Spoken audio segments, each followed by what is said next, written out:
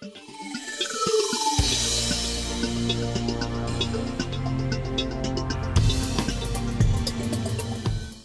folks, it's Spitz with Pixels and Pills from Digital Pharma East in Philadelphia 2012. It's my pleasure, my honor to have Mr. Fabio Gratton, Chief Experience Officer from Ignite Health. We go way back together, years working, made me the man I am today. It's all Fabio's fault. And what's fascinated me about you, Fabio, over the years is that you're a unique combination of innovation and great taste. It seems whenever there's a trend, you're always on you can always sniff out what's hot and what's not. Back in the day, like 2000 when Ignite first started, a brand.com was basically a downloadable PDF, and you were always pushing for interactive tools, resources, making a dynamic environment. Before social was anything at all, you were already developing platforms for patients in the diabetes space. Moving forward in the mobile, your labs team was always on the brink of design and development before it was even really taken seriously. What drives you, what motivates you, and what pushes you to push your clients to be all that they can be within digital health? Thanks, Spitz. I didn't know I made you the man you were, but it's all your fault. But yeah, you know, and thank you for that. Thanks for the you know, all the compliments in there. You know, obviously coming from a different industry, having come from the film industry and really growing up in a very different environment, not coming from marketing, not having an MBA, I didn't really have any preconceived notion, and I think that already helps think different. So I'd love to say that it was a deliberate strategy of how it was going to be, how to innovate, but it was really probably innovation was more of an accident as a result of not having any confines, constraints, rules.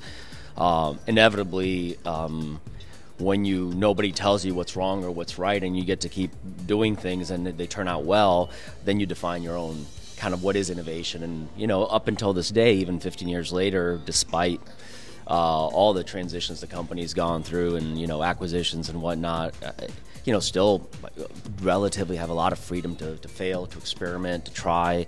And I think that, you know, if you only focus on the successes, it looks really cool. It looks really good. You have all this great work, you have all these great awards, you have all this great innovation. But behind that is a mountain of failure, right? I mean, there's an immense amount of things that haven't gone right, that you tried, that you failed, that you embarrassed yourself, that you lost money on, that whatever the case.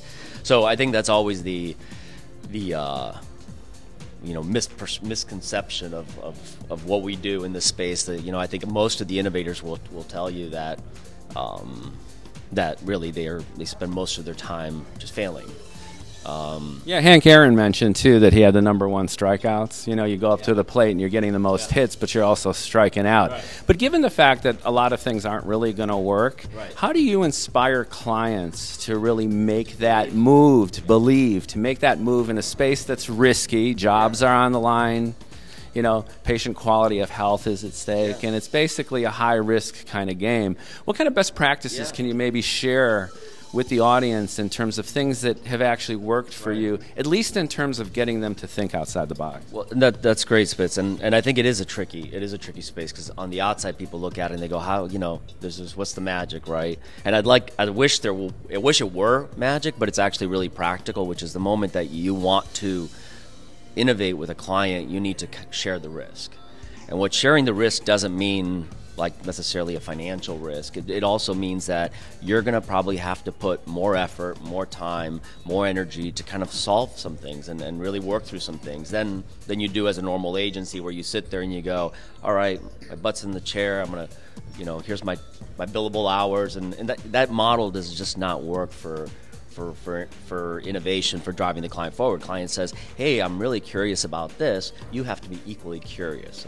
Being equally curious means that you're going to have to spend some time. And, you know, for us, the way we've done it, and I think other companies are doing it too, we're seeing it on the service industry and the pharma industry, which is really putting a deliberate focus on aligning innovation to people's time, you know, letting people do it. Really, you know, the innovation groups that are springing up at companies like Janssen and Lilly, Genentech, the way that companies are starting to kind of take that Google model of like, look, 10% of your time or 20% of your time. And we looked at all those models and said, how did Pixar do what they did? How did Steve Jobs do what he did? And a lot of it is giving huge inspiration, a huge playing field, and then permission to actually spend time and energy thinking about things that they don't normally get to do. If all people did was a job, we would never be able to move this industry forward, because we just widget manufacturers. Where's it? How are you going to advance that, right? So it's really about making an effort. So it's actually hard work.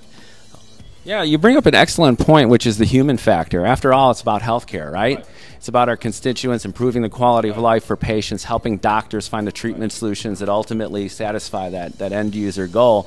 And that human component is just so important. You know, I've seen you work, which is, it's not just about great ideas. It's not just about pushing the envelope, but it's really about establishing that connection and partnering with individuals so you can gain their trust and you can ultimately accomplish the goals together as a team. I totally agree. And in fact, if there was a secret sauce too, it really is what keeps you motivated to be so persistent, to keep working with the client when the client says, no, that's risky. It is the patient. It is the end game.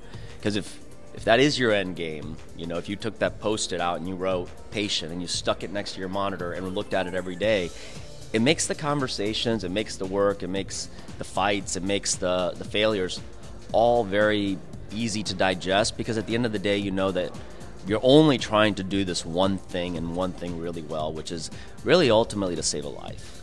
Absolutely. That's a big deal. Yeah.